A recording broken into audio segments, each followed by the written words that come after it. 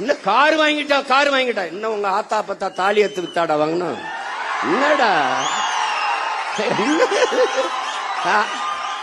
Benz car வாங்கிட்டாரு சீமான். Benz car flight வாங்கி ஓட்ட போற. பிளைட் சொந்தமா பிளைட். எங்க அம்மா எங்க அம்மா தமிழ் செல்வி சொன்னாங்கல்ல, சோழனா பை போட்டு தேஞ்ச ரப்பர் செருப்பு ஒரு செருப்பை போட்டுக்கிட்டு அப்படியே பழைய ஜிப்பா போட்டுக்கிட்டு இப்படிதான்டா பேசிட்டு இருந்தான். 7 லட்சம் மக்களை திருச்சியில திரட்டி தமிழ் தேசிய அரசியல் பக்கம் நிறுத்துக்கான ஒரு சாதாரண மகன்.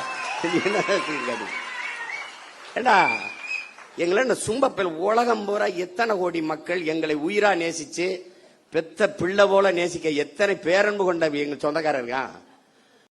சீமான் அவர்களே, கார் வாங்கிட்டீங்கன்னு சொன்னது குத்தமா? அதாவது 15,000 ரூபா சம்பளம் வாங்குறவன் 1,50,000 லட்ச ரூபா ஐஃபோன் வாங்கினா சந்தேகம் வரதானே செய்யும். வீட்டில் இருக்கிறவங்களே எப்படிப்பா காசு வந்ததுன்னு தான் கேட்பாங்க. ஒன்று இஎம்ஐயில் வாங்கியிருக்கணும், இல்லை வேறு ஏதாவது வழியில் வாங்கியிருக்கணும்.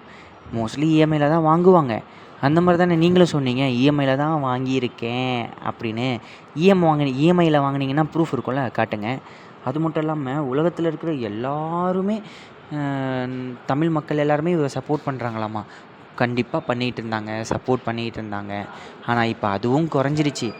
4%, வெறும் அதில் 30 லட்சத்தில் 16 லட்சம் பேர் குறைஞ்சிட்டாங்க உங்களை சப்போர்ட் பண்ணுறவங்க. ஏன் தெரியுமா? இப்படி மேடை ஏறி நீங்கள் உங்களுடைய கட்சியில் புது ஆட்களை இணைக்கிறதுக்கு பேசுங்க, உங்கள் கட்சி ஆட்களை ஊக்குவிக்கிறதுக்கு பேசுங்கன்னா, கண்ட கருமாந்திரத்தெல்லாம் பேசிக்கிட்டு இருந்தீங்கன்னா உங்களை எதிர்க்க தான் செய்வாங்க. அது மட்டும் இல்லாமல் காஸ்டியூமை பற்றி பேசுகிறீங்க. ஏன் நீங்கள் போட்டு இல்லையா காஸ்டியூமு?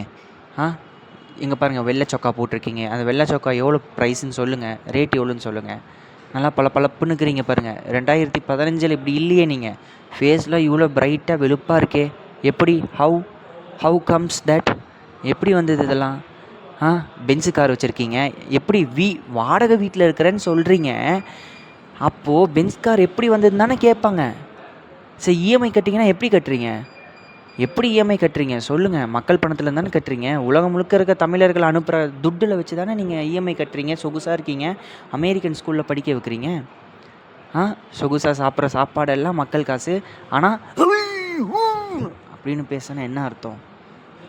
பைத்தியக்காரனே அப்படின்னு நீயே உன்னை நம்புகிற ஆட்களை நீ சொல்கிற. ஏன்பா அப்படி சொல்கிற?